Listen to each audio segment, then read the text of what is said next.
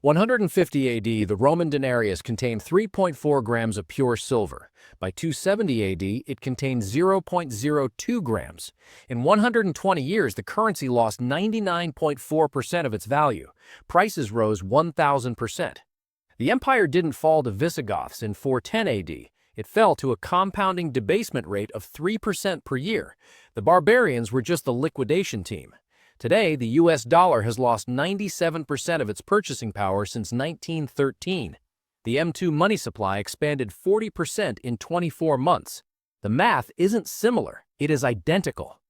The collapse of a superpower is never a single moment. It is a function, a slow, deterministic process governed by numbers, incentives, and balance sheets. It unfolds as an algorithm, a repeatable sequence of economic inputs that produces the same terminal output every time. Centuries of compounding errors accumulate until the equation stops balancing. And today, the United States is not merely flirting with that algorithm, it is tracking it with terrifying precision, with a correlation coefficient approaching 1. We are not Rome in 476 AD, when the lights finally went out.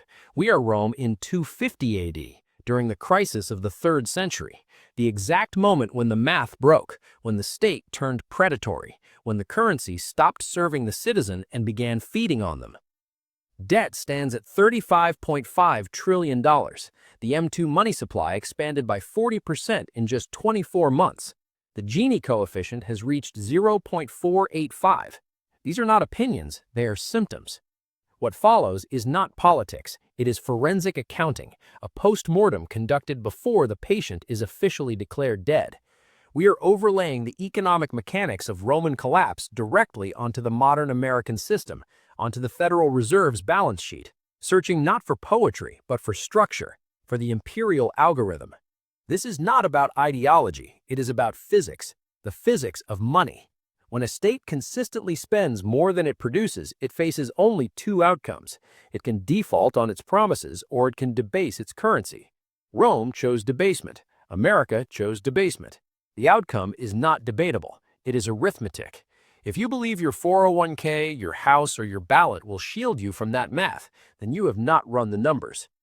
Money is trust made measurable. When trust erodes, the quantity of money must expand to mask the loss. In 211 BC, the Roman Republic minted the denarius, a coin containing 4.5 grams of silver at 98% purity. It became the reserve currency of the ancient world, trusted across the Mediterranean because it represented a state that lived within its means. But empires are expensive. Borders must be defended, cities must be pacified, armies must be paid, guards must be bribed. When conquest stops delivering plunder, the state confronts a binary decision, austerity or theft. Rome chose theft, but slowly, quietly, a boiling frog strategy of monetary debasement. By the reign of Marcus Aurelius in 170 AD, silver purity had slipped to 75%, a hidden 25% tax embedded in every transaction, labor siphoned invisibly. Then came the inflection point, the crisis of the 3rd century. On his deathbed, Emperor Septimius Severus gave his sons a final instruction: enrich the soldiers and scorn all other men. He understood the truth. The empire survived only through force. To secure loyalty, he raised military pay from 300 denarii to 500 denarii per year, a 66% increase. The economy could not support it, so the state cheated. Coins were melted. Base metals replaced silver. By 268 AD, under Emperor Gallian, silver content collapsed below 5%. Roman money became a copper disc coated with a lie, a physical deception passed from state to soldier. The parallel is not subtle. On August 15, 1971, the United States severed the final link between the dollar and gold. Rome diluted metal. America detached reality. We entered the age of fiat currency. Fiat, Latin for let it be done. Money by decree. Money because authority says so. Since the Federal Reserve's creation in 1913, the dollar has lost 97% of its purchasing power. One modern dollar buys roughly 3 cents worth of goods compared to the gold standard era. This is not growth, it is a treadmill accelerating beneath your feet. But Rome's history warns that slow erosion is not the end. The end is a surge, an explosion, and the evidence is found in the money supply. In January 2020, M2 stood at $15.5 trillion. By April 2022, it reached $21.7 trillion. In 24 months, the Federal Reserve created 40% of all dollars in existence, more monetary expansion than Rome executed in centuries. They called it quantitative easing. They called it stimulus. They called the inflation transitory. Roman emperors called debased coins pure. The vocabulary changes, the mechanism does not. When a state cannot tax enough to survive, it steals value from the currency. By 265 AD, Roman prices had risen 1,000%. Inflation became so severe that the government refused to accept its own money for taxes, demanding gold or grain instead. Forced use of worthless currency, enforced collection of real assets, the terminal signal. America is not there yet, but the machinery is identical. You earn more, you work harder, you consume less. Rome did not fall because it was weak. It fell because it was expensive. At its height, nearly 80% of Roman tax revenue funded the military. The empire became a system designed to extract wealth from peasants to sustain soldiers. Today, the United States maintains between 750 and 800 military bases across more than 80 countries. It patrols global trade routes, secures energy flows, subsidizes allied defense. And in 2024, a mathematical line was crossed. The U.S. government spent $870 billion on net interest payments. It spent $822 billion on national defense. For the first time in history, the cost of past debt exceeded the cost of current security. We are borrowing at 5% to pay off debt issued at 2%, to maintain assets we cannot afford. A fiscal trap. Rome entered it in the 3rd century. When taxes failed, currency collapsed. When currency collapsed, soldiers rebelled. The pattern continues.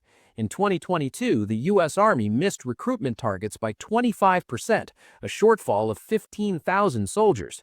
In 2023, it happened again. The reason is structural. Rome faced the same problem. Citizens refused to fight for a system that stripped them of dignity and wealth. The legions filled with outsiders, mercenaries loyal to paychecks, not principles. By the late empire, Rome's army was largely non-Roman. Today, 77% of Americans aged 17 to 24 are ineligible for service without waivers. The remainder ask a rational question. Why die for a system that offers no future? When citizens won't fight, empires hire mercenaries. When mercenaries aren't paid, they don't protest. They turn their weapons inward. Rome learned this in 410 AD, when unpaid Gothic troops sacked the city. They were not invaders, they were employees. Historians measure collapse through inequality extraction ratio, how much wealth elites can drain before society fractures. In 165 AD, Rome's Gini coefficient stood near 0.46. The top 1.5% controlled 20% of wealth in a slave-based economy. In 2024, the U.S. Gini coefficient reached 0.485. The implication is stark. The United States is mathematically more unequal than an autocratic slave empire. Federal Reserve data confirms it. The bottom 50% of Americans hold 2.4% of national wealth. The top 1% controls over $43 trillion. This is what Peter Turchin calls the wealth pump, a system extracting value upward through institutional mechanisms. Poverty alone doesn't topple empires. Elite conflict does. Revolutions are led not by the poor, but by the frustrated rich. Rome collapsed under elite overproduction. Too many ambitious men, too few rewards. When elites cannot all be fed, they weaponize the masses. America produces twice as many law graduates as available positions. Millions of indebted, credentialed individuals promised status and denied it. These counter-elites drive polarization. This is not ideology, it is competition for survival inside a shrinking system. Rome's independent farmers vanished, replaced by latifundia, massive estates worked by tenant farmers tied to land they did not own. Today, institutional investors buy nearly 26% of low-priced homes. In markets like Atlanta, they control over a quarter of rentals.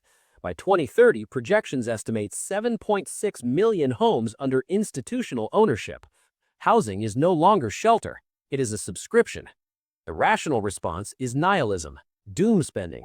Gen Z understands the math. Homes cost 6 times median income. Saving is futile. Spending is logical.